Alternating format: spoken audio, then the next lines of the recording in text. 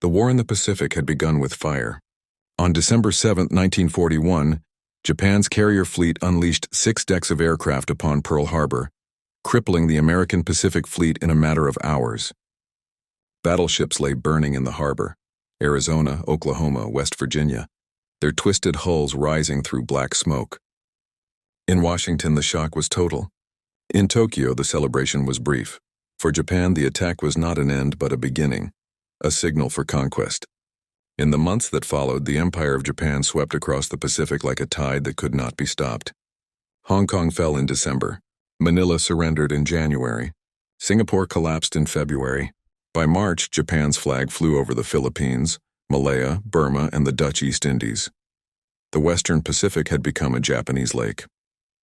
America, still reeling, faced an empire that now spanned more than 7 million square miles, guarded by one of the most experienced navies in the world.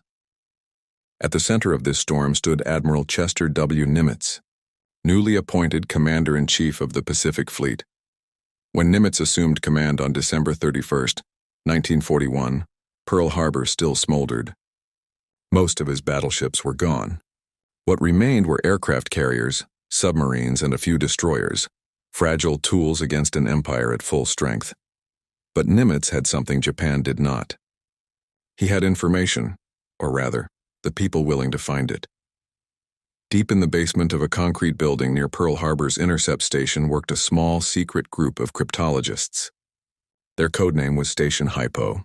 Their leader, Commander Joseph J. Rochefort, an eccentric, chain-smoking intelligence officer who wore slippers at his desk and rarely left the building. Station Hypo's mission was simple, but nearly impossible. Break the Imperial Japanese Navy's operational code. N25JN25 wasn't a single cipher. It was a labyrinth, a system of 5-digit number groups that corresponded to words, phrases, or military orders, encrypted again by adding random numerical additives. Every few weeks, the Japanese changed both the codebook and additives, rendering previous work useless. By early 1942, Rochefort's team had managed to recover only fragments, partial meanings of some groups. They could recognize patterns but not full sentences. Still, every intercept carried potential clues: ship names, dates, weather references, logistics codes. Each one was a piece of a vast puzzle. Yet for all their breakthroughs, the U.S. Navy's High Command in Washington, particularly the Office of Naval Intelligence, ONI, doubted Hypo's findings. The rivalry between Pearl Harbor's field cryptologists and Washington's bureaucratic analysts ran deep. Rochefort was seen as a maverick, even a nuisance, but Nimitz trusted him. Unlike many in Washington, Nimitz had seen Rochefort's quiet precision, his unrelenting focus, and his refusal to guess where data did not speak. So as Japanese forces pushed deeper into the Pacific, seizing Rabaul, Lae, New Guinea, and threatening Australia, Nimitz began relying on the faint echoes of Japanese transmissions intercepted by Hypo. Every decoded word, every intercepted coordinate, became a thread leading toward Japan's next move. In April 1942, those threads began to tighten. Japanese messages referenced an upcoming Operation MI. The name was cryptic, but its frequency increased. Rochefort's analysts found repeated mentions of AF, a coded location, connected to logistics and water supplies. They also noticed movements suggesting a major fleet concentration. At the same time, other intercepts pointed to MO, which soon materialized as the Battle of the Coral Sea. Hypo's partial decrypts had given Nimitz enough to position U.S. carriers Lexington and Yorktown to intercept Japan's advance toward Port Moresby. The battle ended in a strategic draw, but for the first time, Japan's expansion had been stopped. And that confirmed something far more valuable. Hypo's intelligence was working. By late May 1942, it became clear that Japan was planning something larger. The scattered fragments spoke of a decisive operation to destroy the remaining American carriers and secure dominance in the Central Pacific. But where would the blow fall? Washington believed the target might be Hawaii again, or perhaps the U.S. West Coast. Rochefort disagreed. He was certain AF, the mysterious code word, referred to Midway Atoll, a small coral island halfway between Asia and America. If he was right, the entire war could shift. If he was wrong, Pearl Harbor would fall again. And now, the clock was ticking. In the early weeks of May 1942, Admiral Nimitz faced one of the greatest strategic gambles of the Pacific War. Every sign suggested that Japan was preparing for a massive offensive, one that would lure what remained of the U.S. Pacific Fleet into destruction.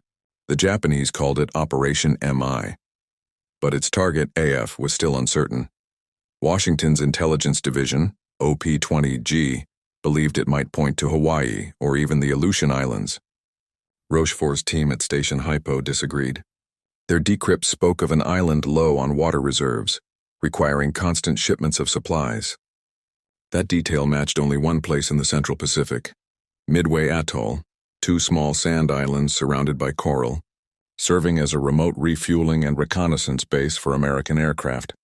Rochefort's conviction grew, but his evidence was incomplete.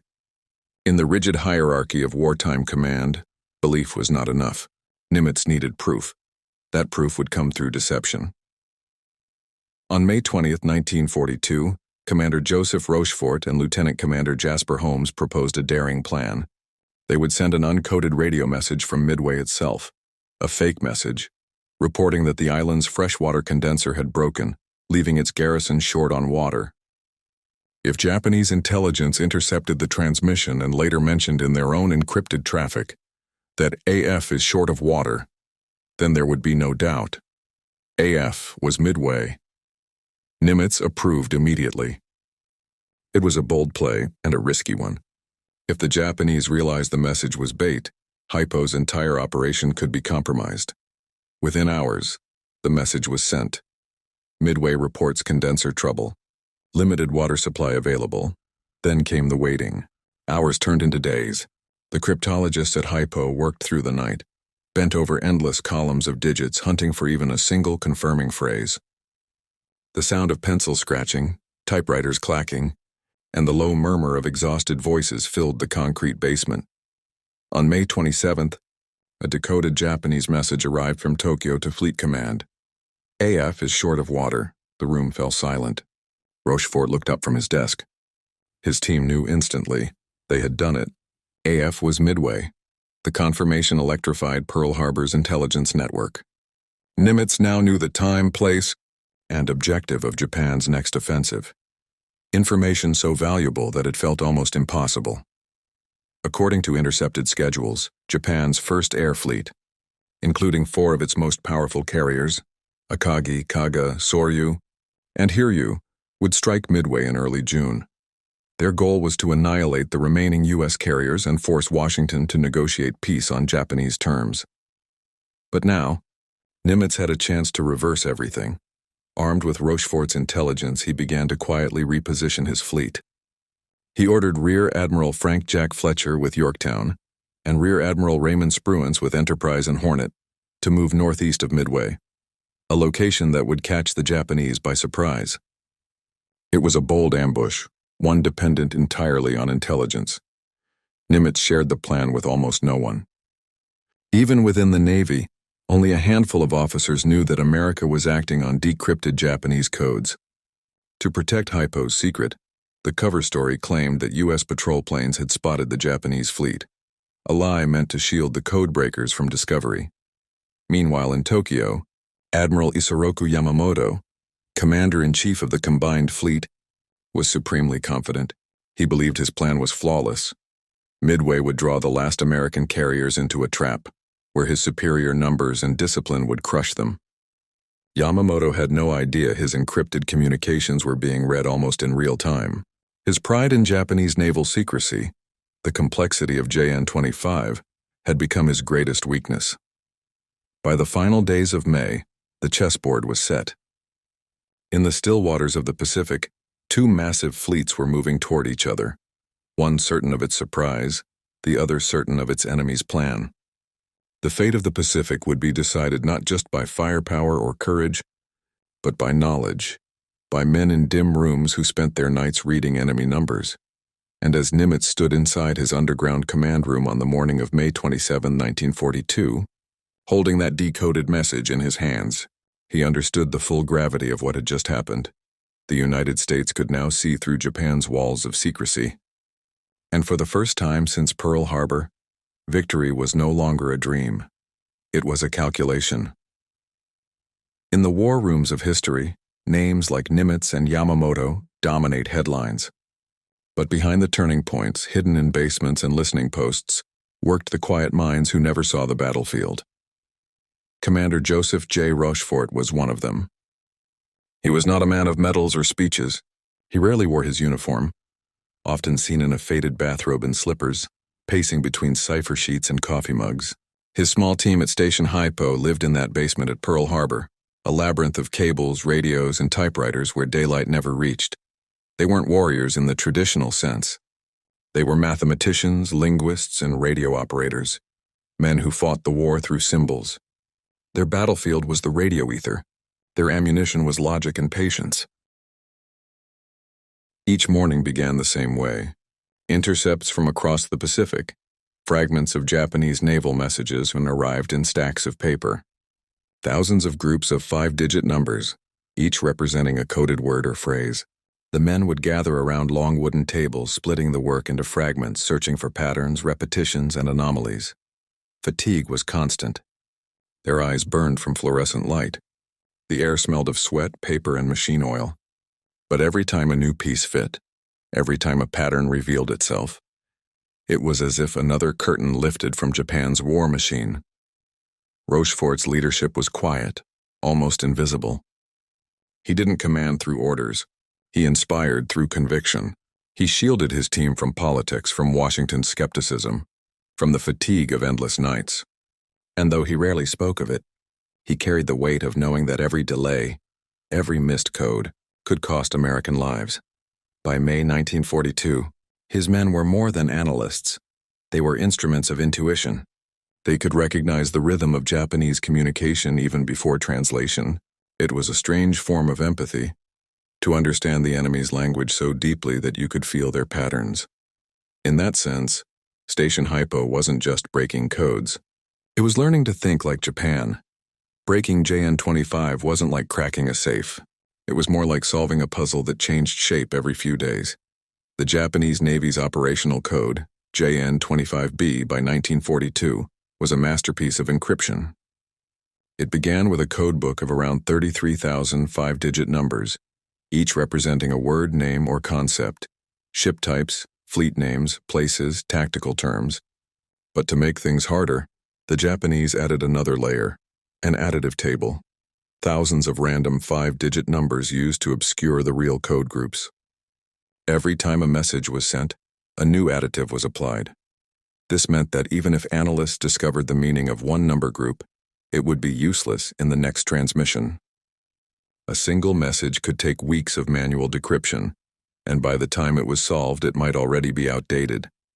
To counter this, Rochefort's team developed an unorthodox system of collaboration. Instead of assigning single analysts to entire messages, they divided transmissions into small numeric chunks, letting different members focus on recurring number patterns.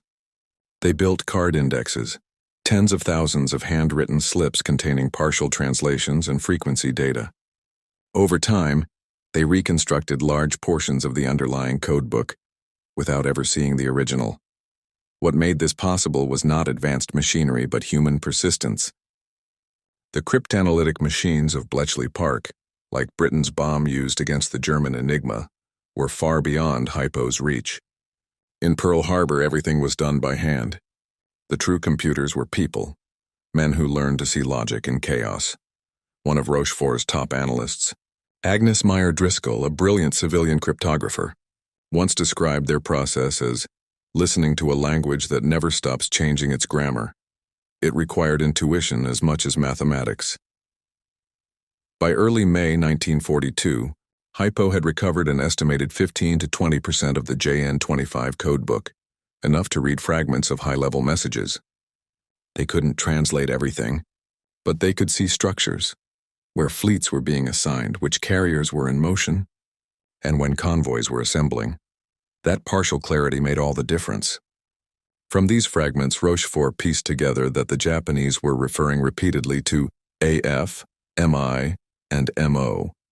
Each code group appeared in contexts of refueling, airfield operations or reinforcements, subtle hints toward target areas. It was less about what was said and more about how it was said. Patterns in transmission times, signal origins, and routing paths revealed movement across the Pacific. This was signals intelligence at its rawest form, turning invisible airwaves into a map of intention. Rochefort once said, "We are like blind men feeling an elephant. We never see the whole thing, but we know its shape by touch." That metaphor became the essence of code breaking during the Pacific War.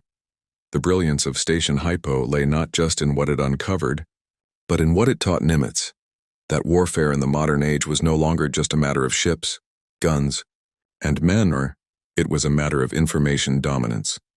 Every intercepted message was a weapon. Every line of code was a potential torpedo. And by the end of May 1942, that unseen war, the one fought through numbers, had already decided the outcome of the next great battle. When Admiral Chester W. Nimitz received confirmation that AF was Midway, he didn't simply gain intelligence, he gained time. Time was the rarest currency in war. With only 3 operational carriers, Enterprise, Hornet, and the battered Yorktown still under repair from the Coral Sea, Nimitz was outnumbered more than 2-1. The Japanese were fielding 4 frontline carriers with superior aircraft and veteran pilots. On paper, it was an unwinnable fight, but information changed the equation. Nimitz now knew when and where Japan would strike. He didn't have to meet them head-on. He could wait in silence, hidden beneath the vast Pacific. Every decision that followed was shaped by that invisible advantage. He ordered the U.S. carriers to position 350 miles northeast of Midway, beyond the reach of Japanese reconnaissance. There, in the open ocean, they would wait, unseen, unheard. While the Japanese believed they were ambushing the Americans, it was Nimitz who had set the real trap. His orders were simple and clear: "We will strike first." But beneath that simplicity was one of the most sophisticated acts of tactical intelligence ever executed. For the first time in history, a fleet commander was designing a battle plan based entirely on intercepted enemy communications. A revolution in naval warfare. Every ship movement, every air patrol, every refueling run was choreographed in secret, guided not by luck or scouting reports but by knowledge of the enemy's intentions. It was warfare elevated to mathematics, strategy by anticipation. And yet Nimitz's calm exterior hid a heavy truth. One wrong assumption, one false decrypt, and the entire Pacific Fleet could vanish beneath the sea. He trusted Rochefort's work completely. That trust, between the codebreakers in the basement and the admiral above them, would define the fate of the Pacific. While the Americans worked in shadows, Admiral Isoroku Yamamoto prepared his grand design in confidence. Yamamoto was no fool. He had studied in the United States, understood its industry, and knew that Japan's window for victory was narrow. His plan for Midway was to deliver a blow so devastating that the U.S. would sue for peace before its industrial might could awaken. His concept was elegant, almost mathematical. A diversionary attack in the Aleutians would draw the Americans north, while his main carrier force struck Midway. Once the U.S. carriers arrived to defend the island, his hidden reserve, battleships and cruisers, would annihilate them. It was a strategy born from Japanese naval doctrine, precise, calculated, and dependent on surprise. But Yamamoto's greatest strength was also his fatal flaw: faith in the invincibility of secrecy. He believed JN-25 was unbreakable. The Japanese Navy guarded its codes with near-religious confidence. Radio discipline was strict, encryption cycles frequent, and the system itself deeply complex. To Yamamoto, the idea that American cryptologists could penetrate this fortress of numbers was unthinkable. This overconfidence shaped every aspect of his plan. He spread his forces thin across thousands of miles of ocean, believing the Americans had no idea where he was. He divided his fleet, carriers, battleships, and invasion transports, into multiple task groups that could not easily support each other.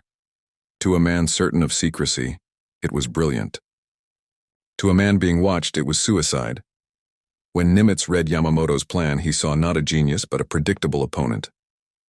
Every movement of the Japanese fleet was being mirrored by American counterpositioning.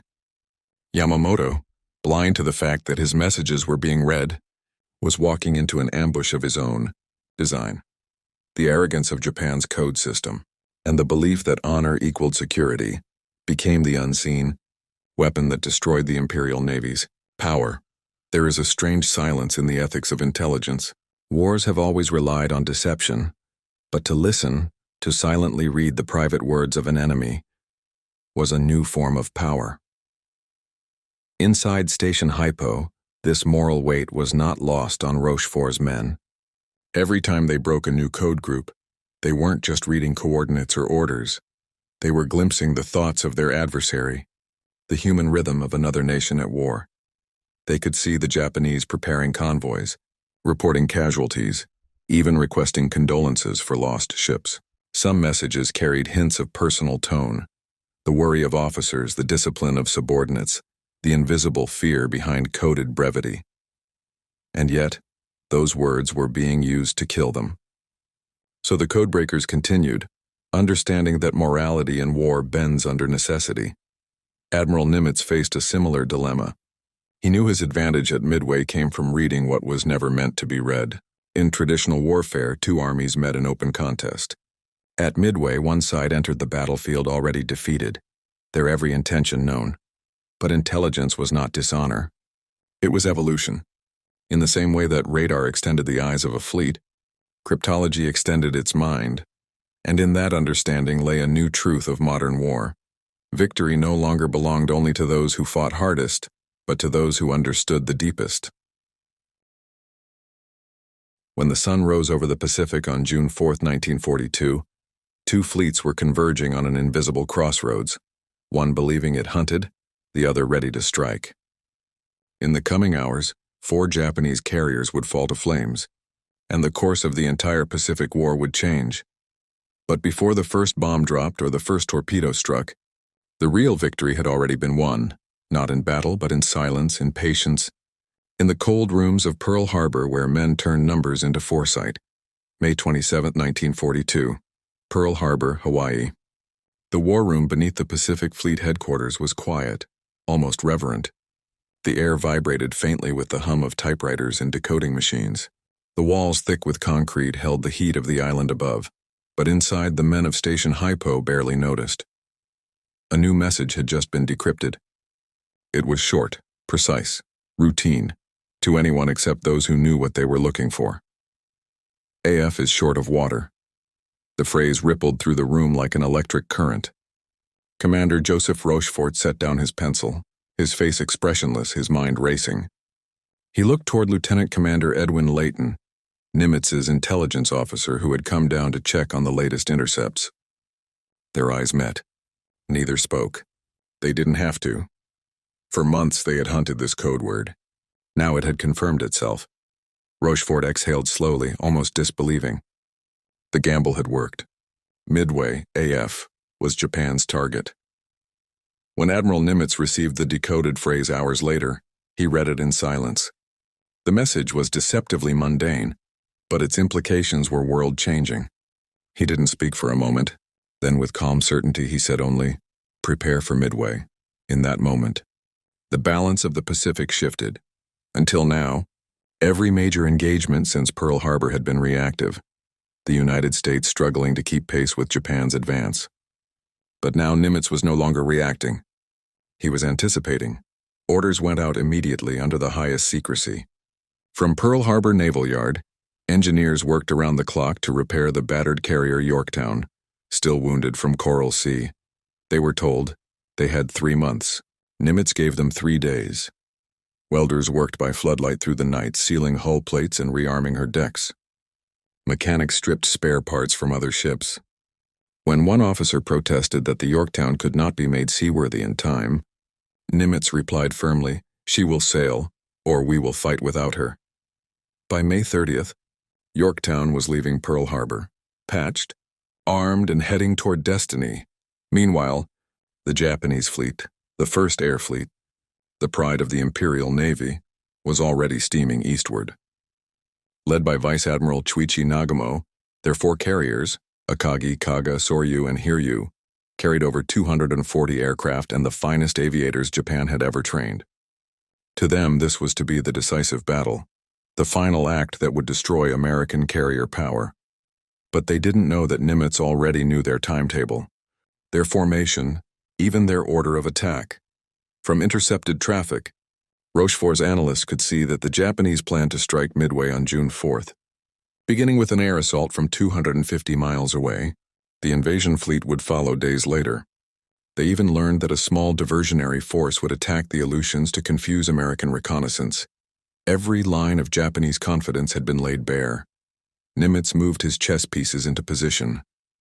He ordered Rear Admiral Raymond Spruance, commanding Enterprise and Hornet, to rendezvous with Rear Admiral Frank Jack Fletcher, who would lead Yorktown.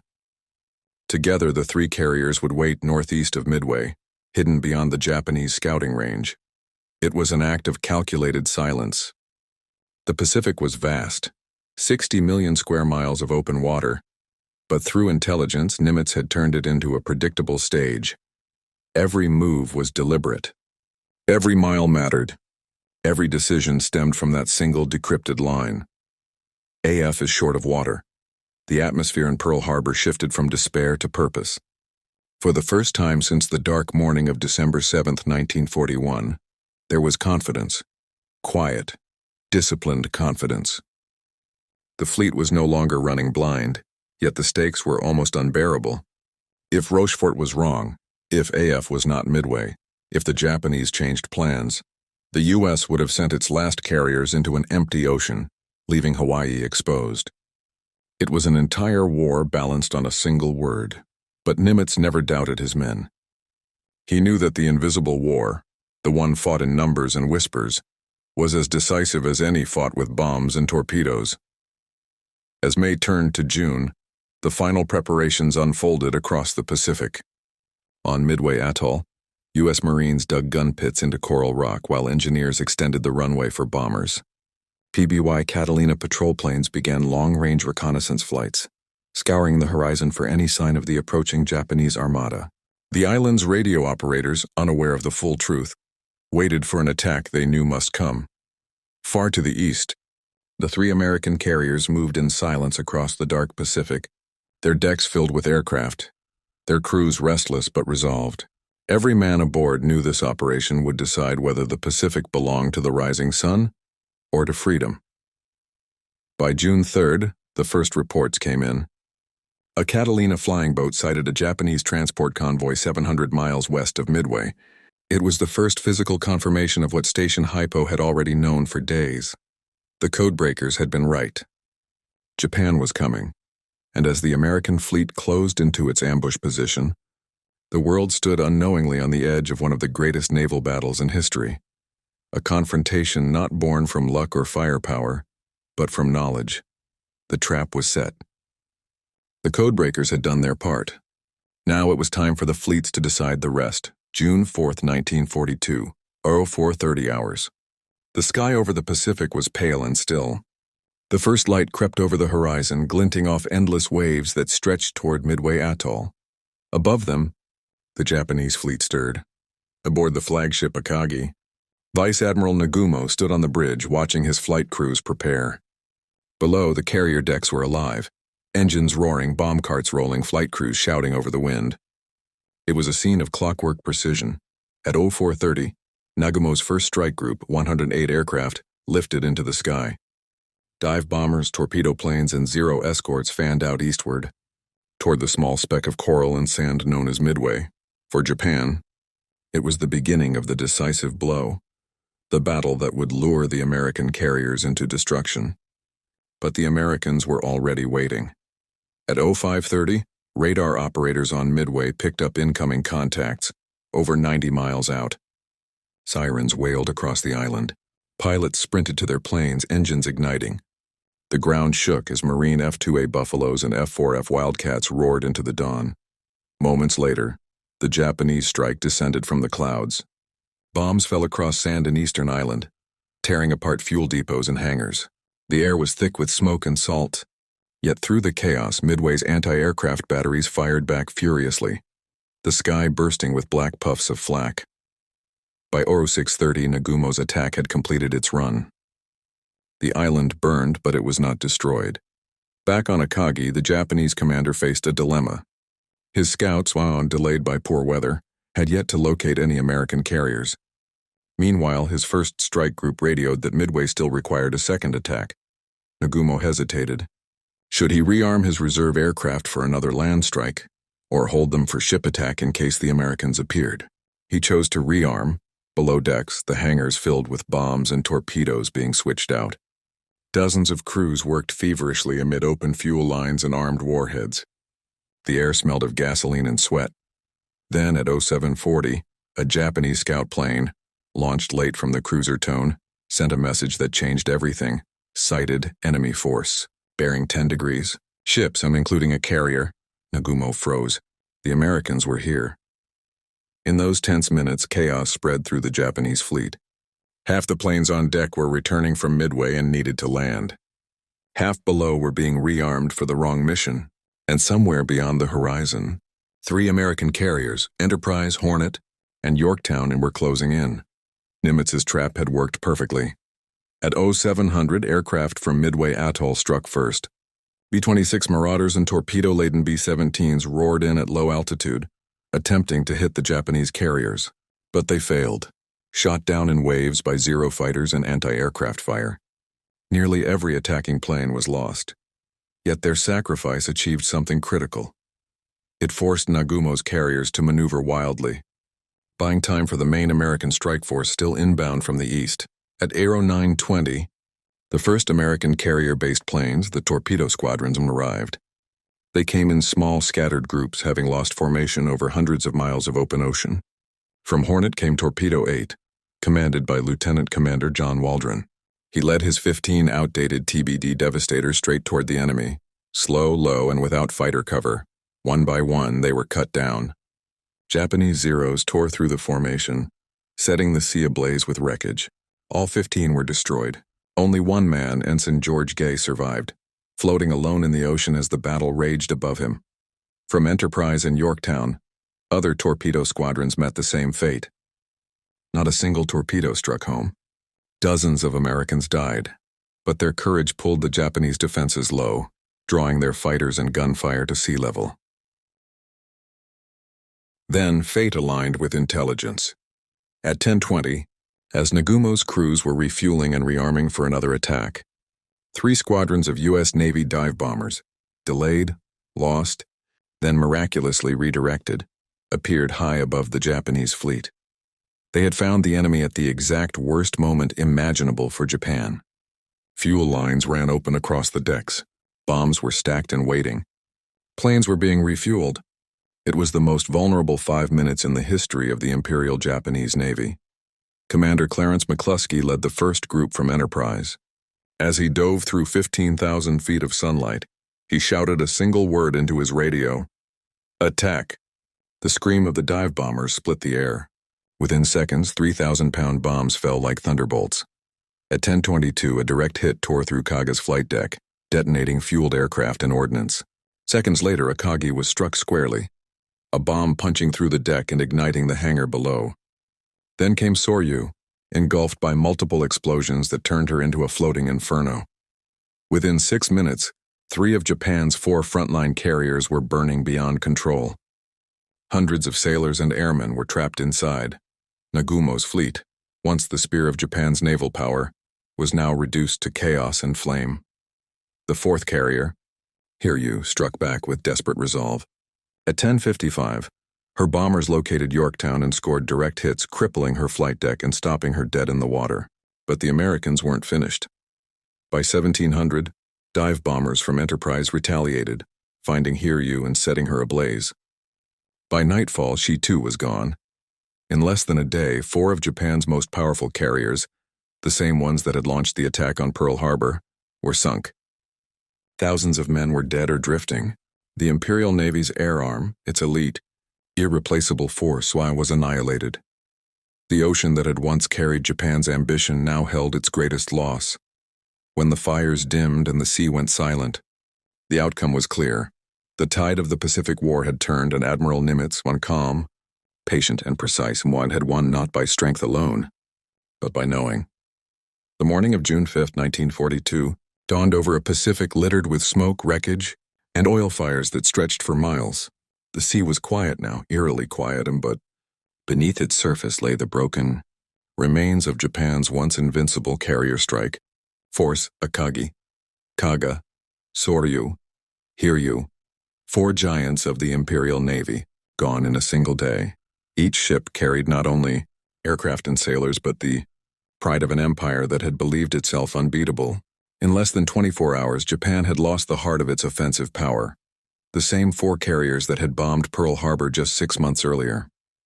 Now, they rested at the bottom of the Pacific. For the United States Navy, the victory was total, yet the cost was real. The carrier Yorktown, damaged by repeated attacks, fought to stay afloat through the night. Crews battled fires, patched hull breaches, and jettisoned ammunition in a desperate struggle to save her. But on June 6th, Japanese submarine I-168 slipped through the destroyer screen and fired a spread of torpedoes. 2 struck Yorktown. She rolled slowly to starboard, her decks tilting toward the sea. Men watched in silence as she capsized, a proud ship going down after carrying the weight of victory. At 07:01 hours, June 7th, she vanished beneath the waves. Her battle was over, but her legacy had already reshaped history. Back in Pearl Harbor, word of the triumph spread through the fleet like a quiet storm. There was no cheering, no celebration, just a deep, solemn relief. After months of defeats, Wake Java, the Philippines, the United States had finally struck back and struck hard. When Admiral Nimitz read the first confirmed reports, he remained composed. He sent a single message to Washington, simple and understated: Pearl Harbor avenged. But he knew what few others did. This was not merely revenge. It was the moment when intelligence, courage, and timing had combined to alter the course of the entire Pacific War. For Japan, the shock was immediate and devastating. Tokyo's Naval Command received the first reports in fragments. Carrier damaged, contact lost, communications severed. At first they refused to believe it. By June 10th, the truth could no longer be hidden. 4 carriers destroyed, over 250 aircraft lost, more than 3,000 sailors and aviators dead, many of them the Empire's finest. The press called it a strategic withdrawal. The public was told that Japan had achieved its objectives. But behind closed doors, the Imperial General Staff knew the reality. The Japanese Navy would never recover its offensive capability. What made Midway catastrophic wasn't just the loss of ships. It was the loss of pilots, the elite aviators who had trained for years before the war. Japan had no system to rapidly replace them. Every man who perished in those burning hangars represented years of irreplaceable experience. In contrast, the United States, drawing from its vast industrial and training capacity, could produce new aircraft and pilots in staggering numbers. Midway had shifted the balance not only of fleets but of momentum. In the weeks that followed, Japan retreated into silence. Admiral Yamamoto, the architect of the Pearl Harbor attack, was inconsolable. He had warned the Emperor before the war, "I can run wild for 6 months. After that, I have no expectation of success." Midway had come exactly 6 months after Pearl Harbor. His prophecy had come true. The Imperial Navy would fight on for 3 more years, in the Solomons, the Philippines, and beyond, but it would never again seize the initiative. The aura of invincibility, the myth of Japanese dominance at sea, had been shattered beyond repair. Yet amid the destruction, one man in Hawaii remained almost invisible to history: Commander Joseph Rochefort. While ships and fleets took glory, he returned quietly to his basement office at Station Hypo, resuming his decoding work as if nothing had changed. He received no public credit, no medal, no headline. But Nimitz knew. He later wrote privately that the victory at Midway was made possible by the brilliance of Rochefort and his team. Their unseen war, fought with pencils, ciphers, and intuition, had been as decisive as any battle fought with bombs. Midway was more than a battle. It was a turning point born from knowledge, courage, and sacrifice, a moment when the tide of war began to recede from the shores of tyranny. The echoes of Midway did not fade with the smoke. They reverberated through every ocean and war council for the rest of World War II. It was not just a naval victory. It was a strategic realignment of the entire Pacific. Until that moment, Japan had dictated the tempo of war. Every campaign, from the Philippines to Singapore to the Coral Sea, had followed its rhythm. After Midway, that rhythm was broken. The Imperial Navy, once feared as unstoppable, began a long, irreversible decline. Japan's naval doctrine had been built on the principle of decisive battle, the idea that one monumental clash would determine supremacy. Midway was that battle, but it yielded the opposite result. The Imperial fleet had gambled everything, and lost. In the months that followed, Japan tried to conceal the scale of the defeat from its own people. Newspapers spoke of bravery and temporary setbacks. But within the Navy, despair ran deep. The loss of the 4 carriers, Akagi, Kaga, Soryu, and Hiryu, crippled Japan's ability to project air power. Worse still, the factory lines of the home islands could not replace them quickly. Each carrier had taken years to construct. Now Japan could build only a fraction of what America could produce in a single year. By contrast, the United States, now armed with knowledge and industrial might, began to expand at a scale unimaginable before the war. New carriers like Essex and Intrepid were already being laid down. New pilots trained every month. The once crippled Pacific Fleet was transforming into a juggernaut. Midway also reshaped naval warfare itself. Before 1942, battleships had ruled the sea. Admirals still saw them as the ultimate weapon, floating fortresses of steel and guns. But at Midway, no battleships fired a single shell in anger. The entire engagement was fought from hundreds of miles apart, through the eyes of reconnaissance pilots and the reach of carrier-based aircraft. For the first time in history, aircraft carriers, not battleships, decided the fate of empires. The world's navies took note. Every major power, Britain, Germany, even the Soviet Union, now understood that sea power no longer meant armor and guns, but air wings and range. Midway had redefined the ocean's future. Strategically, the victory opened the door for the Allies' island-hopping campaign. By securing Midway, the United States gained a forward base to project bombers deeper into the Pacific. From there, it could strike the Marshall Islands, then the Gilberts, then the Marianas, inching closer to Japan itself. Each step westward tightened the noose. Each new airstrip brought American bombers within range of Tokyo. Midway was not the end of the war. It was the beginning of Japan's end, but the battle's influence ran deeper than tactics or strategy. It changed morale, for both sides.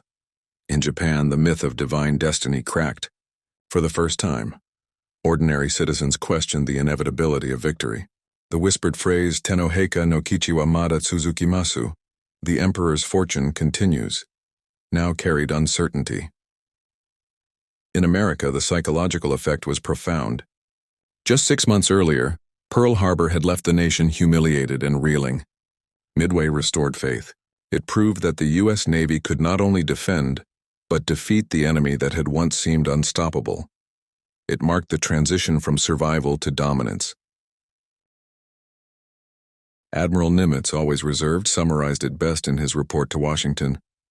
The enemy has been stopped, and will hereafter be on the defensive. He understood that wars are not merely fought with weapons, but with confidence. The men who had endured the chaos of December 7th now saw that the tide had truly turned. The Pacific, once ruled by the rising sun, now belonged to those who could read its signals and outthink its storms. Years later, historians would look back on Midway as one of the most decisive naval battles in human history, not for its size, but for its impact. In just a few hours of combat, it transformed global strategy, shattered an empire's illusion, and gave birth to a new era of naval air power. The world's oceans would never be the same again. And yet, for all its scale, the story of Midway was written not only by admirals and fleets, but by quiet men in dark rooms, decoding messages, piecing together fragments of information, and trusting their instincts. The war's greatest secret weapon was not a ship or a bomb. It was understanding. In the quiet after the storm, the Pacific returned to its natural rhythm, waves rolling over the wrecks of steel that had once carried the ambitions of nations. Above, the sun rose over an ocean changed forever. For Admiral Chester W. Nimitz, victory at Midway was not a moment of triumph, but of understanding. He had witnessed the delicate balance of war, how knowledge could outweigh numbers, how patience could outmatch pride, and how a single line of intercepted code could alter the fate of millions. He once said that, in war, nothing is certain except the unexpected. At Midway, it was the expected, the decoded, the foreseen, the prepared, that turned chaos into control.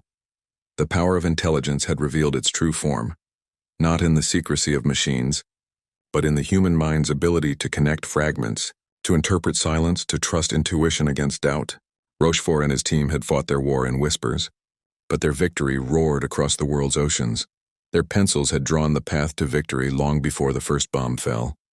For Japan, Midway was more than a defeat. It was the moment when destiny fractured. The empire that had risen with the confidence of conquest now faced the slow weight of inevitability. Each ship lost, there was not just steel and men, it was belief itself, sinking into the dark. For America, Midway became a symbol of transformation. A nation that had entered the war in fear emerged with resolve. It proved that intelligence, courage, and faith, when united, could overcome even the most calculated enemy. History often remembers wars for their battles, but Midway was different. It was not won by who fired first, but by who understood first. It was a victory born not from luck or might, but from foresight, a triumph of the invisible over the invincible. As the sun set on that June horizon, the ocean held its silence, and in that silence lay the truth that would define the rest of the war, that knowledge is the sharpest weapon, and that the men who wield it unseen shape the world as surely as those who fight upon its fields.